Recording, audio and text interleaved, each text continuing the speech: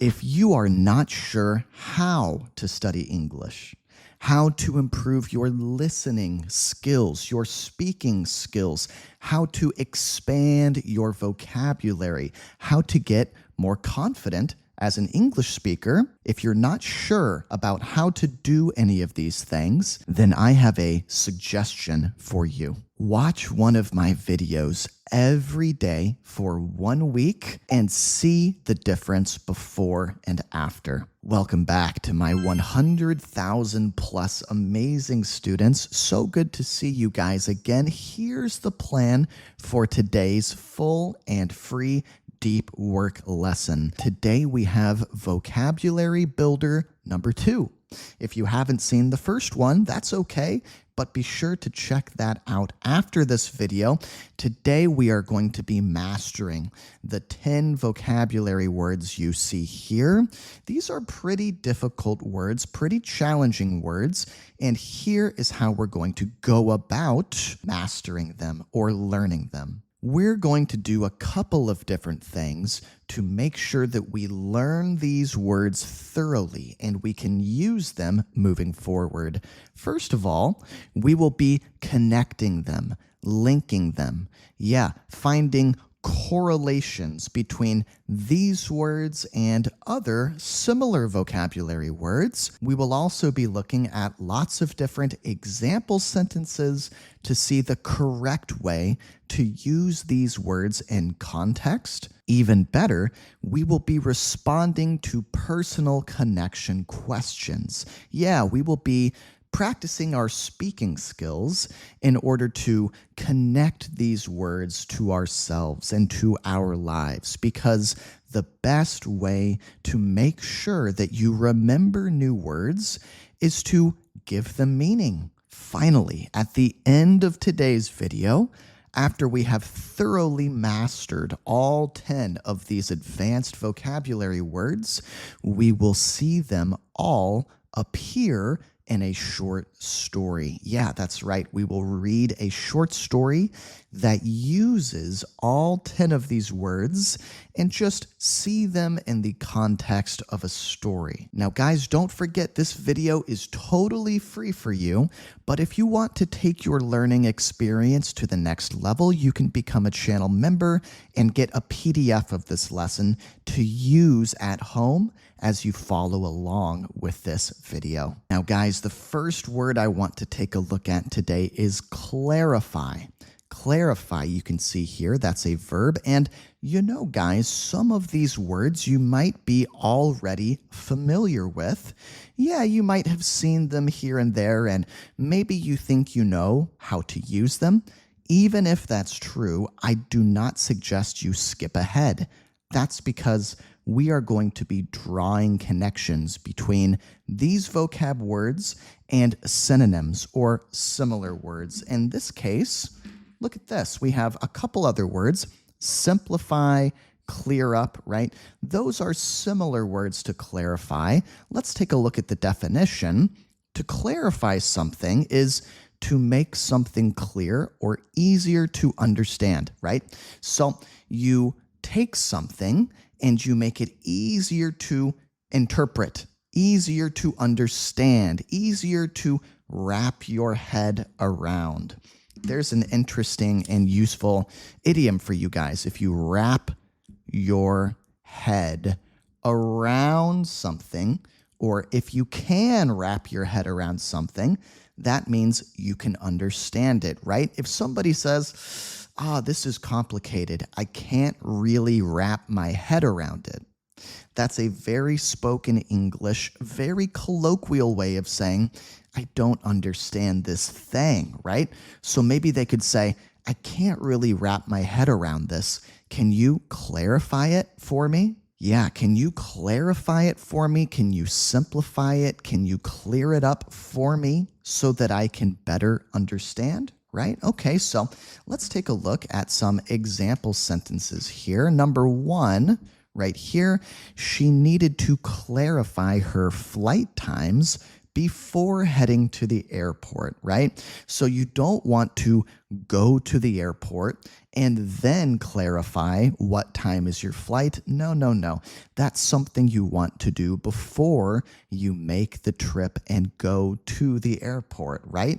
That wouldn't make sense to first go there at some random time and then clarify your flight time to clear up your flight time. Yeah, what time is my flight?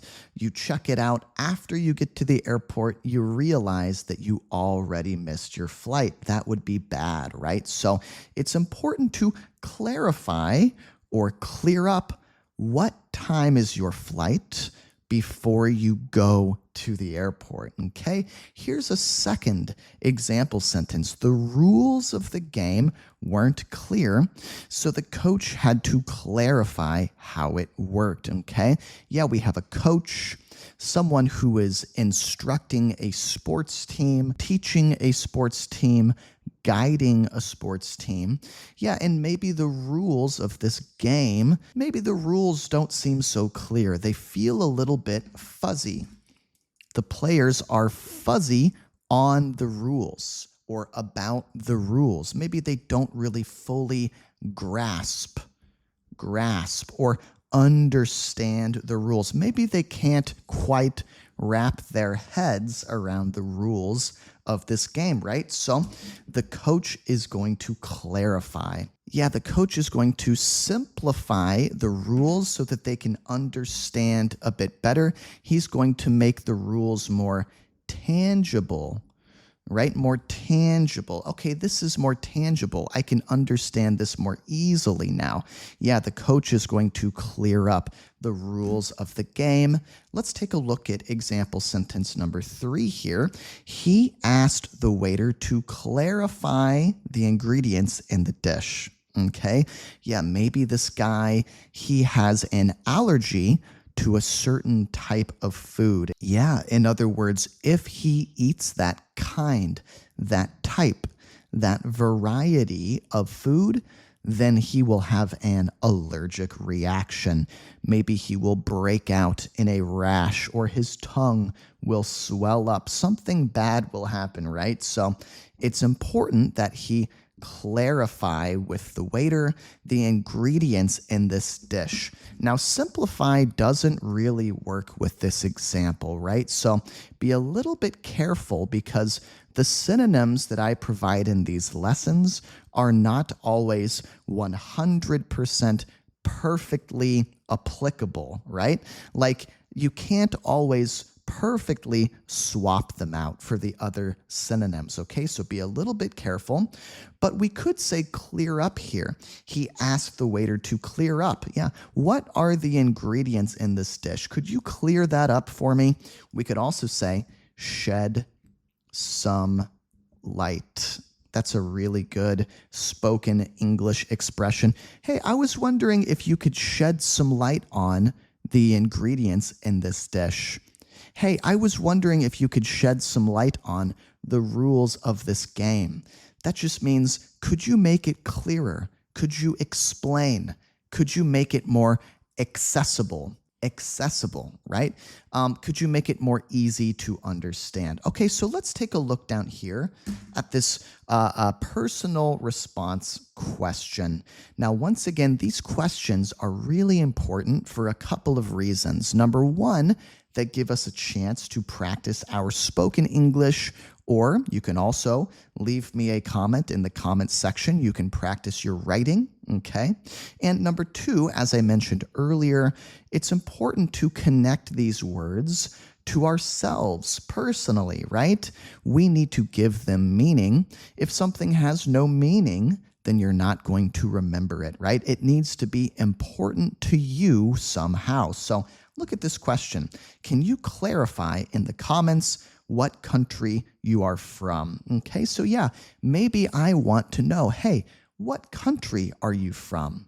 I have a lot of students from all over the world, yeah, different countries all across the globe, and I want you guys to clarify. I want you guys to shed some light on this for me. I want you guys to clear this up for me because I'm a little fuzzy. I'm a little fuzzy on where my students are from. I can't quite grasp exactly where my students are from. So maybe you could let me know in the comments section. Say, hello, Teacher Connor. I am from blank. As for me personally, I'm from America. I was born in a small town in Iowa. I grew up partly in Kansas in the middle of the United States.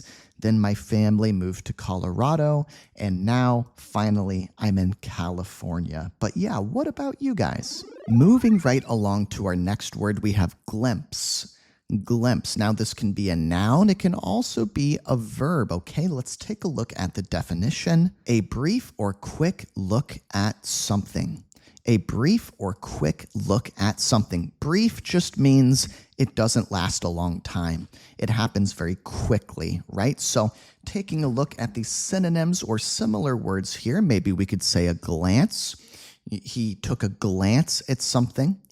He took a peek at something. He had a brief view of something, or he took a brief look at something.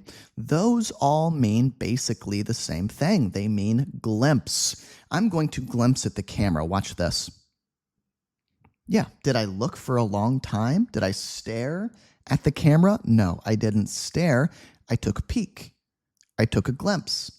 I took a brief look. Okay, so let's take a look at some of these example sentences. I caught a glimpse of my favorite singer as she entered the concert hall. So in this case, they caught a glimpse of their favorite singer as she entered the concert hall. Yeah, maybe a concert is about to happen, right? Maybe a show is about to go on. The singer is about to perform and they are heading out onto the stage, and this person caught a glimpse of them as they were entering or going into the concert hall. So that's sentence number one. Sentence number two here, let's take a look. During the car ride, I got a glimpse, okay, of the city skyline through the fog. So even through the fog, yeah, there's lots of fog hanging over this city, obscuring, that's another great word, obscuring the view of the city skyline. This person, even through the fog, got a glimpse of the city skyline. So it was hard to see, right, because of all of the fog, but they saw it just for a split second. A split second, just for a quick second, just for a passing moment, right? They got a peek of the city skyline. They got a brief view or a brief look at or a quick look at or a glance of the city skyline.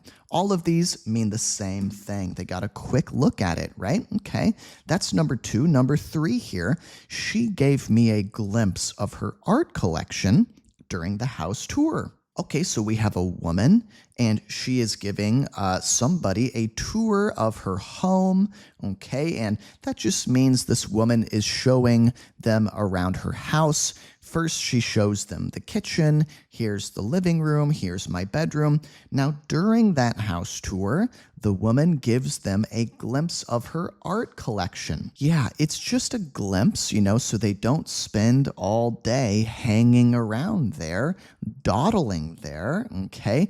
They don't spend a lot of time there. They just take a quick glimpse, a quick glance, a quick peek, a brief view, a quick look at her art collection, then they move on. So, okay, guys, let's take a look at this personal connection question. Have you ever gotten a glimpse of a celebrity in real life? Yeah, like maybe you were walking down the street and you saw someone famous just for a split second, just for a brief moment, right? So in my case, my personal connection to this is yes, I have gotten a glimpse. I have gotten a glimpse of a celebrity in real life, just briefly, just quickly. I caught a glimpse of Kim Kardashian at the LA airport one time. And I remember it was very tough to see her because she was surrounded by bodyguards. She was surrounded by security, very tall guys. And Kim Kardashian is very short. She's very small. So the bodyguards were obscuring my view of her. They were making it difficult for me to see her. So it was just a very, very brief look, brief peek, brief glance, brief glimpse of Kim K. What about you?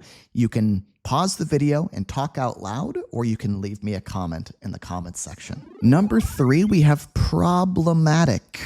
Problematic, yeah, an adjective. If something is problematic, that means that it causes difficulties or problems. Yeah, this is not a real positive thing. And we see this word used a lot with like toxicity, with celebrities, with celebrity gossip, with people on the internet. If somebody has problematic behavior, then they've done something that has caused people to feel not so great about them or to see them in a negative way, okay? Now, maybe some synonyms here could be troublesome, if you have troublesome behavior, or difficult, right? Okay, so yeah, these are similar words. Let's take a look at a couple of sentences here. Number 1, finding a parking spot at the concert became problematic with all the traffic. Yeah, so it was difficult to find a parking spot because of all the traffic, right? Finding a parking spot or a place to park the car was troublesome. It was problematic because the traffic was making it really difficult to do, right? Okay. Sentence number 2 here. It was problematic to get tickets last minute for the sold out movie, okay? This movie is really popular. It's all sold out, meaning there's no seats available. There's no tickets left, right? And yeah, so it was problematic to get tickets last minute. Maybe if you had, prepared beforehand and you had purchased tickets a couple of days or maybe a week in advance or beforehand, then it wouldn't have been problematic. It wouldn't have been difficult. It wouldn't have been troublesome. It wouldn't have been an issue. We could also say it wouldn't have been a thing. Very kind of internet slang to talk that way. Yeah, it's not even a thing. Yeah, it's not even a problem, right? But if you wait till the last minute, that's going to be problematic.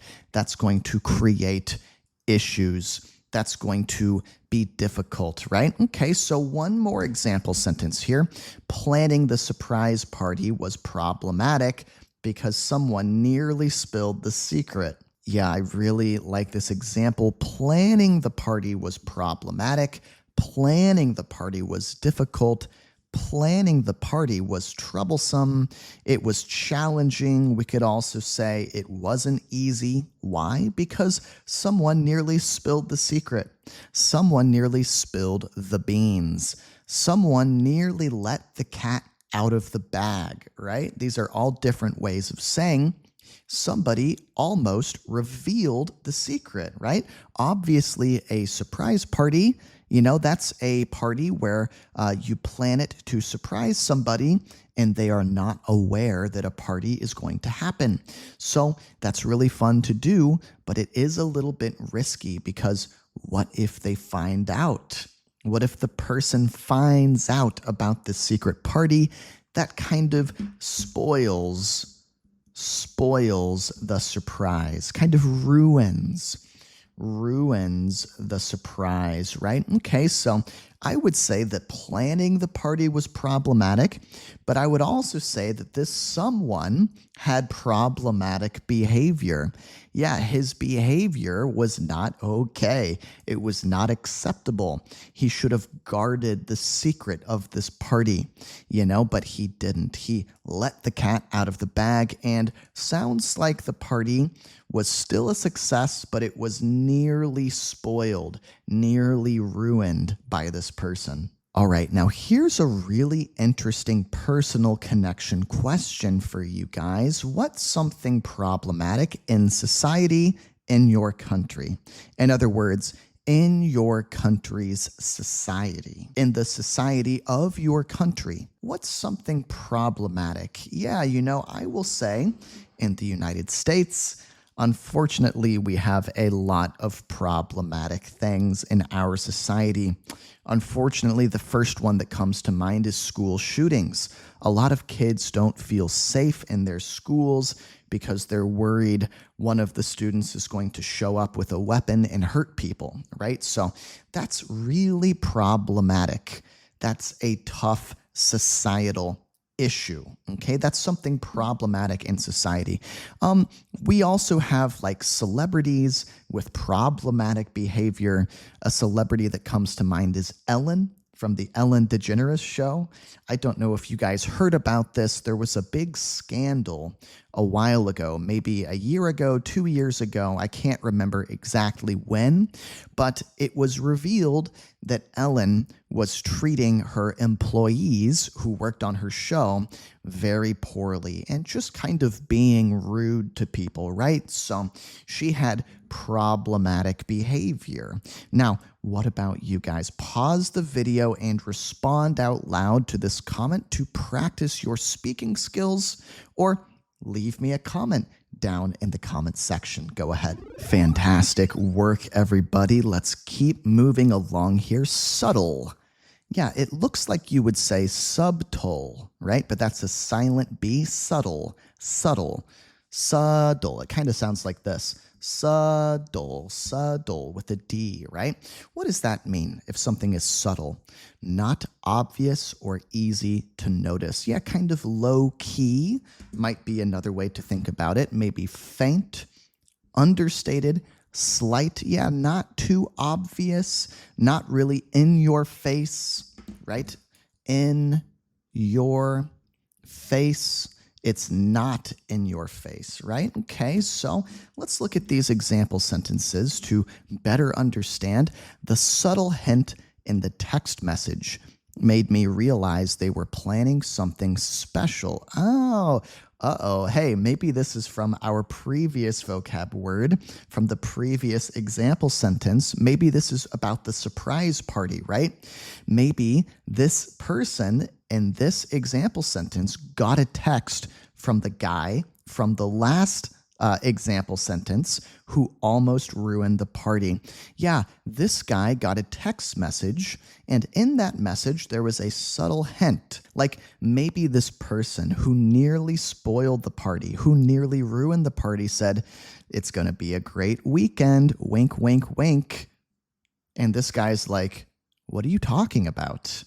Yeah, it was subtle, but maybe not subtle enough, right? So a subtle hint in the text message made me realize they were planning something special, okay? There was a subtle hint, a faint hint, a slight hint, a hint that was not too obvious, and he almost didn't notice it, but he did notice it, right? Okay, sentence number 2, her subtle smile showed that she knew the answer even though she didn't say anything. Okay, so yeah, this word is a little bit tricky to understand sometimes, right? So this girl, she has a subtle smile.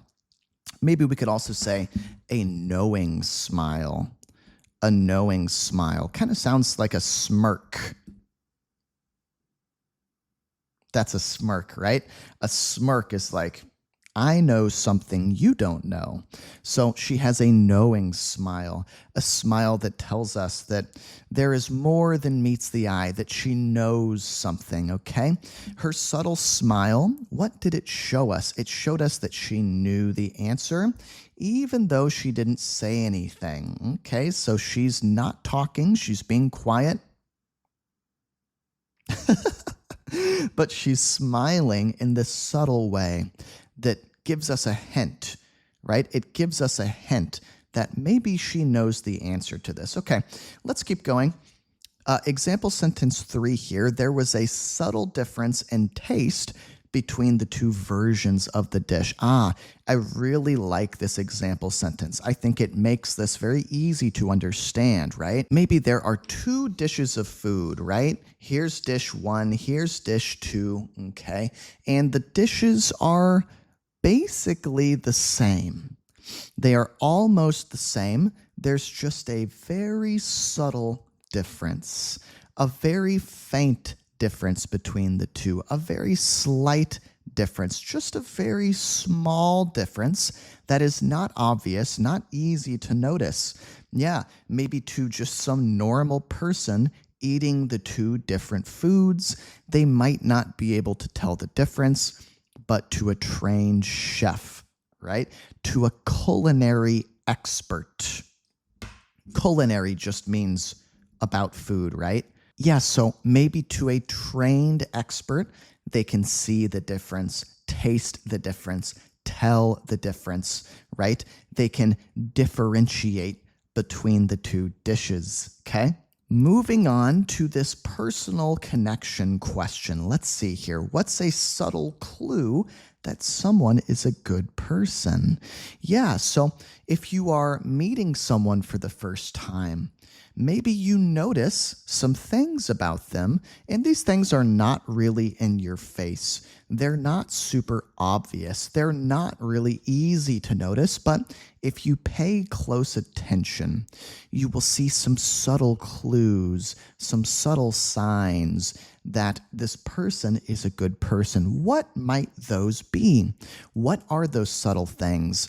You know, I think maybe having good manners is a subtle sign that someone is a good person. What are manners? You know, saying please, saying thank you, being respectful. Maybe if you are talking to a woman as a man, you call her ma'am. Yes, ma'am. No, ma'am. It's kind of an old-fashioned way, kind of a Southern way in the United States, a Southern way of speaking, of addressing people, of talking to a woman if you say, yes, ma'am, no, ma'am, right? But that says something about your character. That shows me that you are probably a good person. You are respectful. You have good social etiquette. So that's what I would say. What would you guys say? Once again, you can reply to this out loud just to practice your speaking, your talking skills, or you can leave me a comment. Go ahead. Guys, we are already halfway through this vocab builder list. So it's a great chance right now. If you haven't done so yet, please click like on the video. Make sure you are subscribed. Leave me a comment. Maybe even become a channel member. These are your ways of supporting me for this lesson, okay? And as your YouTube English teacher, with enough of your support, maybe I can even do this full time and make more videos for you guys, right? Okay, so let's keep going. We have another word here, viable. Viable, an adjective. What does that mean? Capable of working or being successful, okay? Capable of working. It is able to work. Capable of being successful. It is able to be successful. Okay, so some other ways of thinking about this idea, this word viable, might be workable. You know, if something is workable, if a plan is workable, like, yeah, that's a plan that could work. Yeah, that's an idea that could work. It is able to work. It is capable of working. It is capable of being successful. We can call that viable or workable. We could also say feasible. Feasible, right? It's a feasible idea. It's an idea that could work. It's a feasible plan.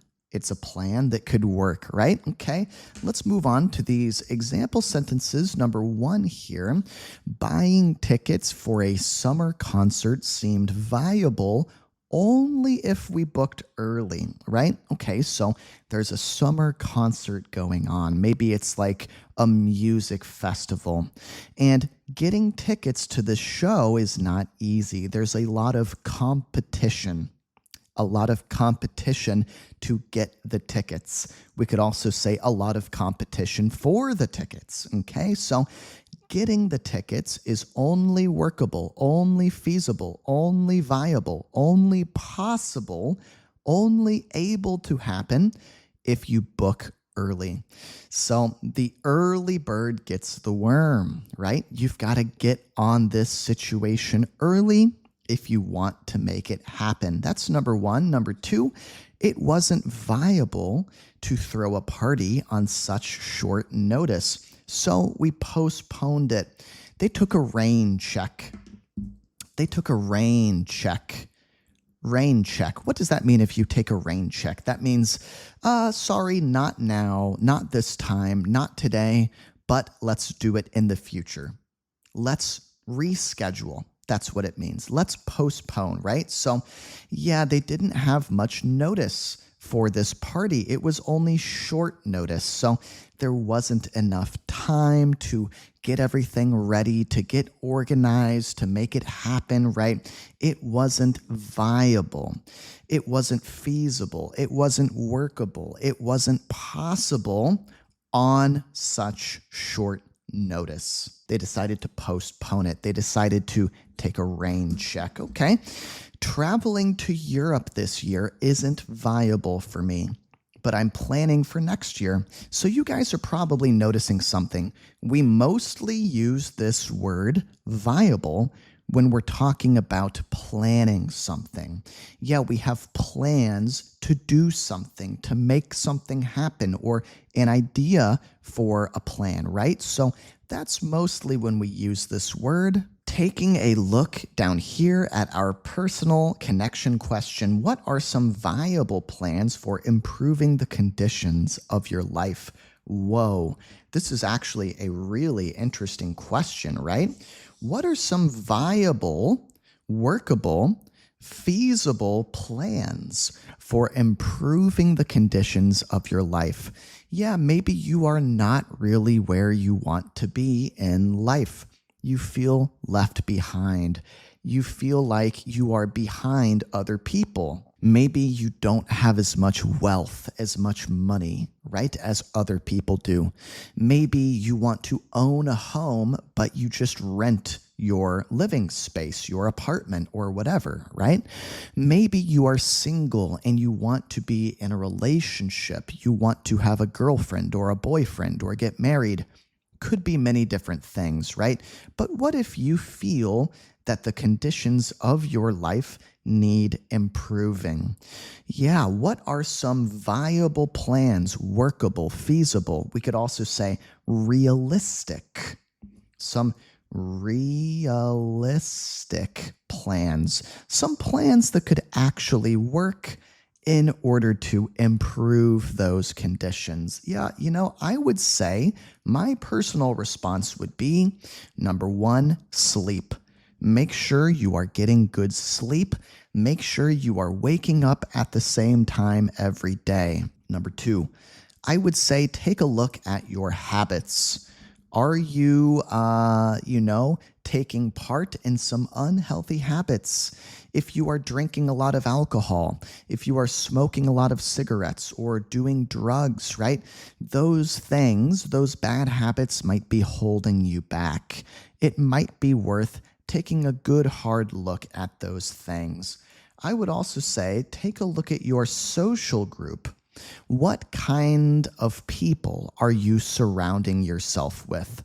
Are they people who are lifting you up and making your life better? And are they true friends? If they're friends, are they really there for you? Or are these people detracting from you and your life? Are they taking away, in other words, from you and your life and your energy, right? Maybe they are kind of leeching energy off of you or out of you, okay? So that would be my personal response, I would say take a look at your sleep and your habits and your social circle, your social groups, right? What would you guys say? This is a really great opportunity to share some wisdom in the comments section. Yeah, share some of your life knowledge with other people in the comments because who knows, maybe you could really help somebody. Up next, we have niche, niche, niche. Some people also say niche. They're both okay.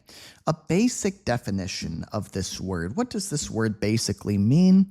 A specialized area or role that fits someone or something well. Okay? In other words, we could also say a specialty, a focus, but maybe we need to take a look at these example sentences to fully understand. So let's take a look at number 1 here. He found his niche in stand-up comedy after trying different forms of entertainment. He found something that fits. He found a special area of focus that fits well. Yeah, he tried different forms of entertainment. Maybe he tried singing. Maybe he tried, dancing.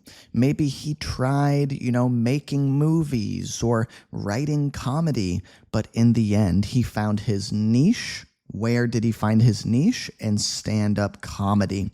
So that was the field. That was the area, the special area that was a good fit for him. That was something that he could really focus on and do well. That was his niche, his thing that he did well. The area of focus in which he could excel. Okay. Number 2 here, this YouTuber carved out. Ooh, I love that expression. Carved out just means made, created.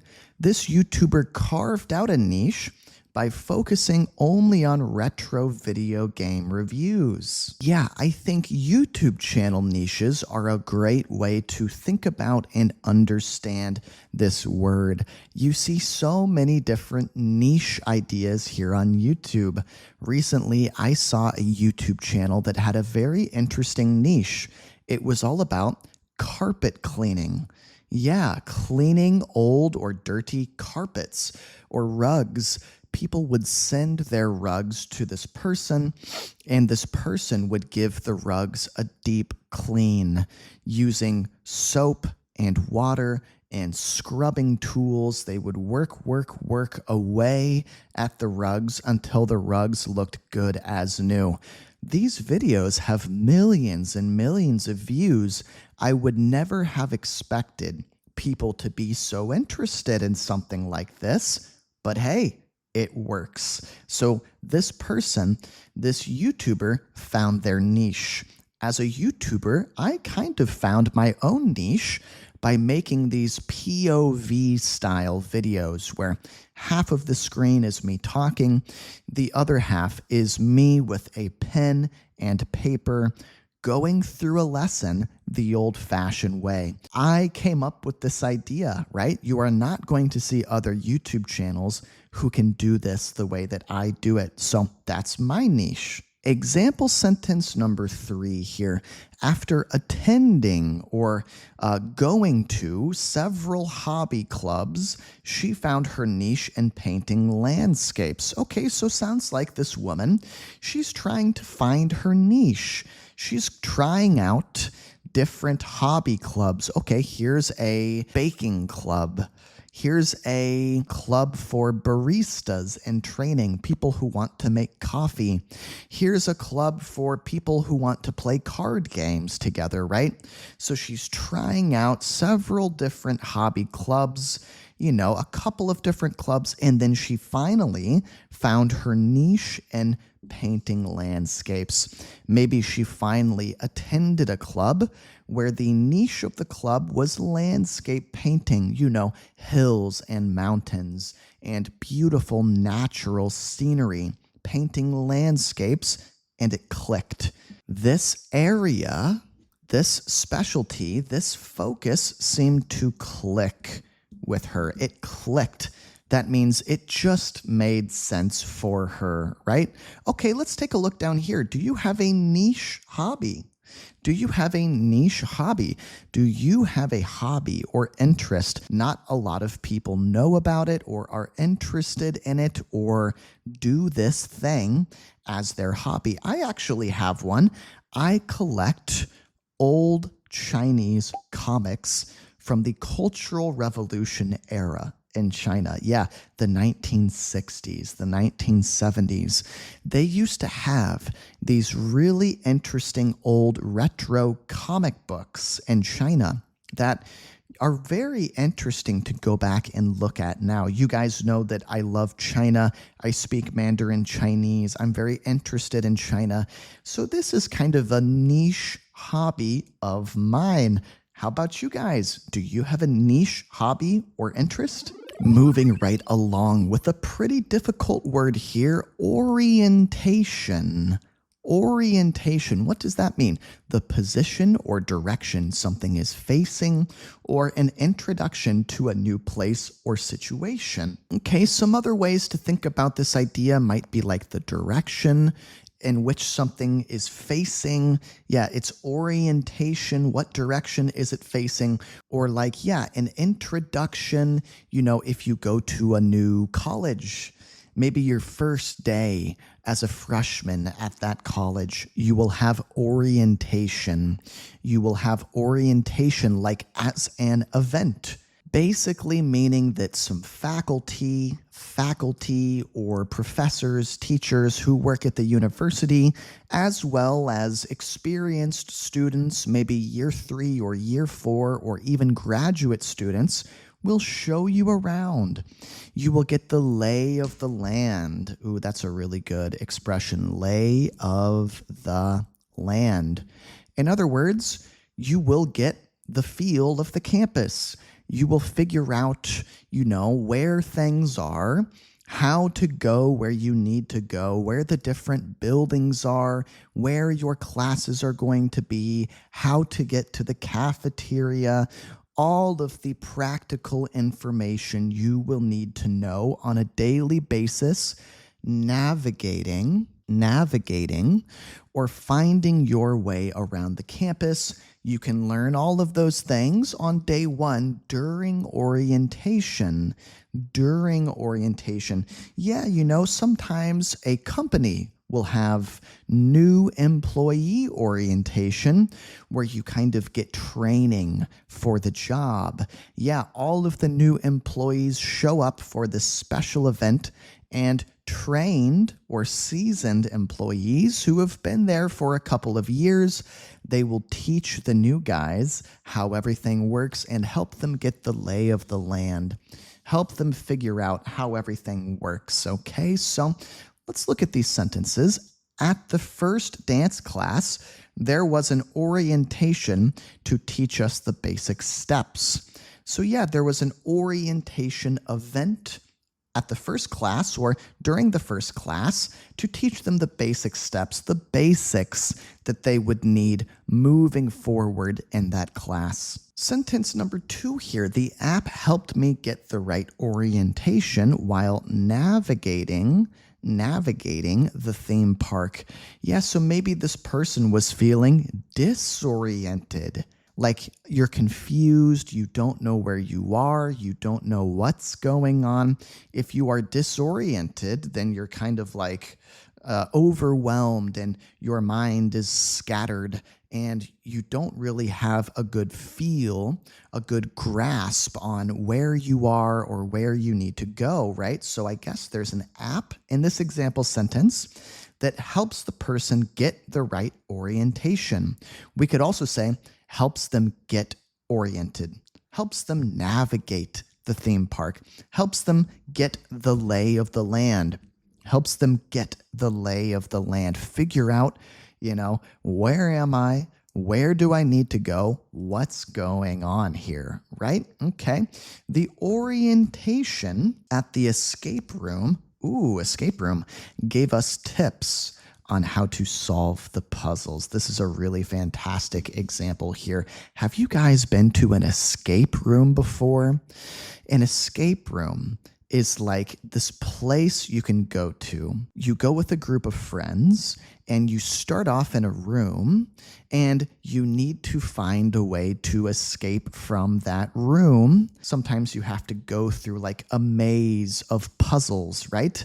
And yeah, you have to solve puzzles.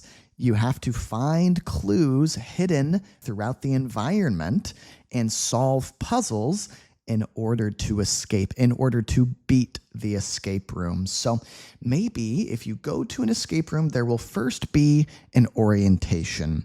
You will get your instructions. Maybe a guide will make it very clear. A guide will clarify, to use one of our words from today, what you need to do and how you need to do it in order to beat the escape room.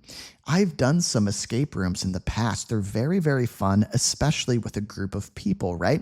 Now, here's a personal response question. Did you have an orientation event for your current job or school? You know, it's funny. At my job now, right now, currently, I work and then I do YouTube on the weekends, right? I do YouTube when I have some free time. I would like to do it full time, but unfortunately, the channel is not quite there yet. I think we will get there eventually, but right now, we're still kind of a small channel. We're growing quickly, we're growing very fast, but we're not quite there. Anyhow, my current job, there was no orientation. I also teach English at a school when I'm not doing YouTube. It's very funny. There was no orientation for my job. I was just kind of thrown into the job teaching little kids, 9, 10, 11 years old, and they just said, teach whatever you want and however you want. Luckily, I'm an experienced teacher and I knew exactly what to do, but I was thinking, oh my God, if you were a new teacher, if it was your first time teaching, this would be really confusing without some kind of orientation, right? Without some kind of, process of learning what you need to teach and how you need to teach. So that's my personal response to this question. How about you guys? Up next, we have a very advanced word that I'm sure plenty of native speakers do not know how to use correctly: facilitate. Facilitate. What does that mean? To facilitate something is to make something easier or help it to happen. So you are assisting something in happening. You are promoting something. You are aiding something in happening. In other words, making it easier for something to happen. Okay, so let's just jump right into the sentences here because this is a really tricky one, a really tough one. The event planners worked to facilitate the smooth running of the music festival. So there's a music festival going on, and we have event planners. Their job is to make sure that everything goes according to plan, that everything goes smoothly, right? They want to make sure there will be no problems with this music festival. So their job, in other words, is to facilitate something. What are they facilitating? They are facilitating the smooth running of the music festival, okay? They are making sure that everything goes well. Let's take a look down here. The app was designed to facilitate communication between people from different countries. Interesting example, right? This app facilitates smooth communication. In other words, this app assists people when they want to communicate. It aids them in communicating with each other. It promotes smooth communication, So simply put, this app makes it easier for people of different countries or people from different countries. It makes it easier for them to communicate. It facilitates their communication. It makes their communication easier, right? Okay, so the volunteers helped facilitate the flow of people at the charity run. There's a charity run, an event that's taking place to raise money for charity. People are going to take this money and donate it to a good cause. That's what charity is, right? Donating or giving money away to people who need it, right? So we have volunteers here working at this event, and there are people flowing in and flowing out. Now, this could be a complicated situation. You don't want there to be people getting stuck, at the entrance to this place, or, maybe everybody is crowding around one area and no one's going over here. Everybody's grouped up over here. The job of these volunteers is to facilitate the flow of people. In other words, they're going to make sure that people are moving around evenly at this event, okay? So they are facilitating something. What are they facilitating? They are facilitating the flow or movement of people who come and participate in this charity event. Moving on to the personal response question, what's a fun way to facilitate language learning? I am really curious how you guys will respond to this one. I will be looking for your comments in the comments section because you guys know that I'm a language learner too, and I'm always looking for ways to make language learning fun, not just for me, but in order to improve my videos as well, right? So if you can get to the point in learning a language where it becomes entertainment instead of work, then you've made it. Then it is smooth sailing ahead for you, right? In other words, things will get a lot easier for you because if something feels like work, you're not going to be excited about it. You're not going to be inspired or motivated to learn, right? But if something is fun, if it's entertainment, if you get to learn English through playing video games or watching movies or reading a good book, that's a real game changer. Great expression. That's a real game changer. That really changes the game. That's going to change everything, right? So I would say my number one tip is entertainment. Find a way to enjoy it. Because if you don't enjoy it, I promise you, you won't learn anything. That's why I try to make my videos fun and interesting, right? That's why I teach through stories and give personal examples and put a lot of myself and my personality into my videos. There's no reason why learning a language should be boring, okay?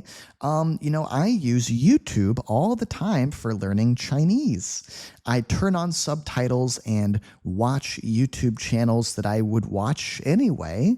I would watch just for fun, but then I can watch them and I can read Chinese subtitles as well. So that's kind of my tip for you guys. What would you say? What's a fun way to facilitate language learning? In other words, to make language learning more effective. If you are starting to get tired, if you are starting to struggle, that's good. It means that you are pushing yourself out of your comfort zone and you are really working out your English muscles, okay? It's a good thing to be tired. It's a very good thing to be exhausted at the end of an English lesson, right? Because that means you are really applying yourself. You are actually putting effort into your studies. I'm really proud of all of my students, especially if you have made it this far. So pat yourself on the back, congratulate yourself. Let's keep going. Elaborate, elaborate. Elaborate. What does that mean? It means involving many details or complicated designs. So if something is really detailed, Really intricate is another fantastic word. If there are a lot of parts to it, a lot of pieces to it, a lot of layers to it, a lot of levels to it. If it's very complex, right? Very detailed, then we can say that it's elaborate. Example sentence number 1, the birthday cake had an elaborate design with multiple tiers or levels, right? And decorations. Okay, so this birthday cake was really elaborate. It wasn't just a simple vanilla cake with white frosting, just monochrome, one color, right? Monochrome means one color. It was maybe really complex and detailed with some beautiful, intricate designs, detailed patterns, different colors, maybe a complicated shape to the cake, right? So we could say the design of the cake was very elaborate, okay? She wore an elaborate costume to the Halloween party, complete with a cape and glitter, okay? So on Halloween, people dress up in different costumes. Sounds like she had a really elaborate costume. In other words, she didn't just throw on, a sheet over her head, like a white sheet, and cut holes in the eyes and say she was a ghost. No. That would be too simple. She had a really complex, detailed, intricate, elaborate costume. Clearly, she put a lot of time, care, money, energy, effort into this costume, right? Their wedding invitation was elaborate.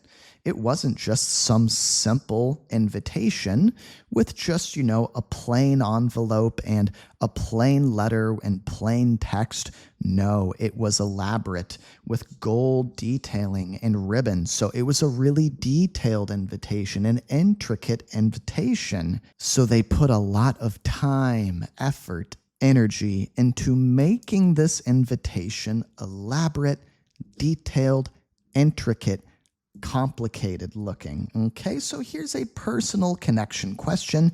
Have you ever had an elaborate Halloween costume? I don't know. In the country where you guys are watching this video from, do you even celebrate Halloween? If you do not celebrate Halloween, maybe you can find a different way to use this word and respond to this idea of elaborate. Maybe you were designing something and you made the design very intricate and detailed and elaborate, right? But for me personally, I remember when I was a little kid, I dressed up for Halloween and I had a very, very elaborate costume. I dressed up as Frodo. Frodo from the Lord of the Rings books and movies, right? And I had this costume designed so elaborately. My hair looked like Frodo. I had the clothes that Frodo had. I even put dirt all over my face and my body, and I put hair on my feet because Frodo is a hobbit and hobbits have hairy feet, right? So a lot went into this costume. So I can say that the design of the costume was elaborate, or I can just say it was a really elaborate costume. Guys, we've made it to the final word on this list. Push yourself. Don't give up now. Aesthetic. What is the aesthetic of something? The aesthetic of something, kind of hard to say, right? Aesthetic. The aesthetic of something is a particular style or approach to artistic expression. The way something is expressed artistically, the style of something. If it has a very unique style, a very specific style, we can say that that is the aesthetic of something. So the design or style of something. Her personal aesthetic is all about vintage clothing. So her personal style is all about vintage clothing. What's vintage? Vintage means clothing that is taken from the past, from a certain era of fashion. So maybe somebody loves 80s vintage clothing that is from the 1980s, right? 80s vintage, 70s vintage, 60s vintage, okay? If clothing is taken from a certain time period in the past, we can say that it is vintage. It's old, right? But old in a cool way, old in a good way, in a stylish way. The aesthetic of the beach resort combined tropical vibes with modern luxury. Okay, so what is the aesthetic of the beach resort? What is the style? What is the design? What is the artistic expression of the beach resort? Well, two things: tropical vibes, right? Like beachy vibes, relaxation, having a margarita on the beach beneath a palm tree kind of vibes. That plus modern luxury, okay? Maybe modern comfort as well. So you get the tropical vibes, but you also get modern style and comfort. So 1 and 2, it puts those things together, and that is the aesthetic, the style, the design of this beach resort. The house has a minimalist aesthetic. Ooh, I love minimalism. Minimalism. Ooh, hard to say. I feel like that word's actually easier if you say it quicker. Minimalism. Minimalism, okay? So if a house is decorated with a minimalist aesthetic, that means that there's not a lot of clutter in the house. There's not too much stuff in the house. It's very bare, basic, simple, clean, right? Maybe in the living room, there's just a couch, table, TV. That's it, right? No paintings on the walls, no decorations everywhere. It's very bare, kind of bare bones, we can say in English, bare bones. Okay, I personally love that style. I wish that I could design my, living space that way, but unfortunately, I just have too much stuff. I've got stuff everywhere. So it's not possible for me to have a minimalist aesthetic. I would have to start over completely. Now, here's a personal response question. If you were decorating your home, what sort of aesthetic would you go for? That means, what kind of style would you want to have? What sort of vibe would you want your home to have? If I could pick personally, like I just said, I would pick minimalism just because I think it's so cool, and if you have too much stuff cluttering up your home, I feel like that kind of weighs on you. It's kind of stressful, right? To have too much stuff. It takes up too much space in your life, too much of your attention, right? What about you guys? Once again, pause and respond aloud, or you can leave me a comment. If you made it this far in the video, over an hour into the video, and you are still watching, then I applaud you. Give yourself a pat on the back. You are doing an amazing job. And now comes the extra fun part. We are going to see all 10 of the words that we learned today appear in a story. So let's read this story about a vacation getaway, okay?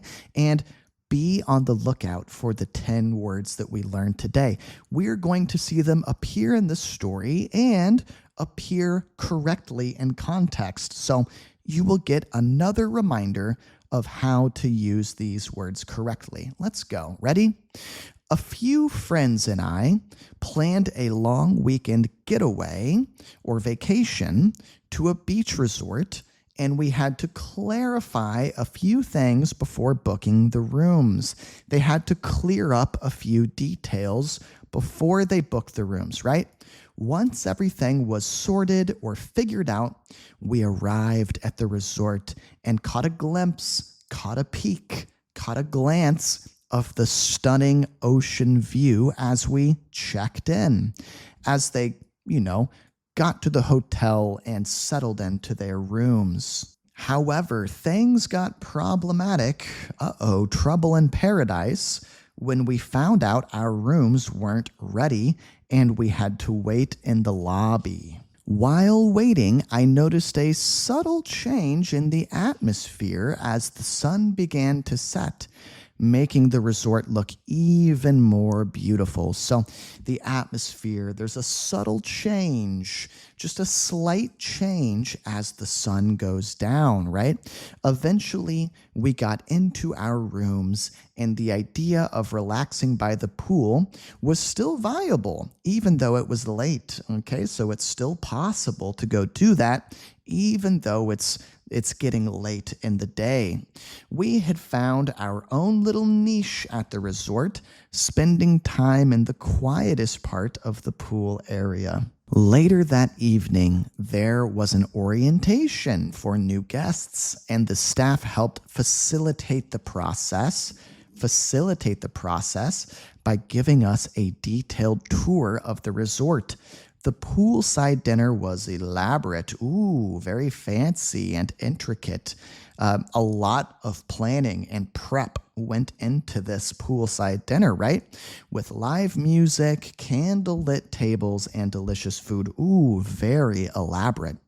The whole aesthetic of the evening felt magical, like something out of a movie. If you are a channel member here at English is Easy, I want to give an extra thanks to you. You make my work possible. And if you guys want to become a member, I would say that if you made it to the very end of this video and you're listening to me right now, it would be a great investment of your money. It's only $5, okay? And if you become a member, a couple of things happen. Number one, you get PDFs for all of my videos, okay? You can use these PDFs to follow along at home, use them digitally, print them out, and personalize them.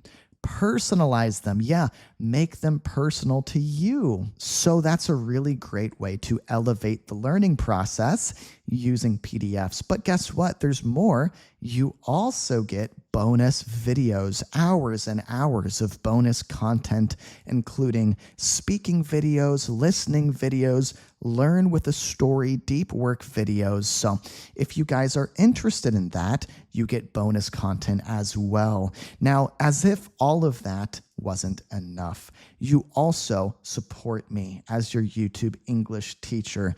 Yeah, you know, my lessons will always be free, but if you want to support me, I would greatly appreciate it. Okay, so huge thanks to you guys. If you want to join, click join here on YouTube or go to patreon.com/English with Connor. And guys, if you are still watching and you want to continue your study session today, keep going.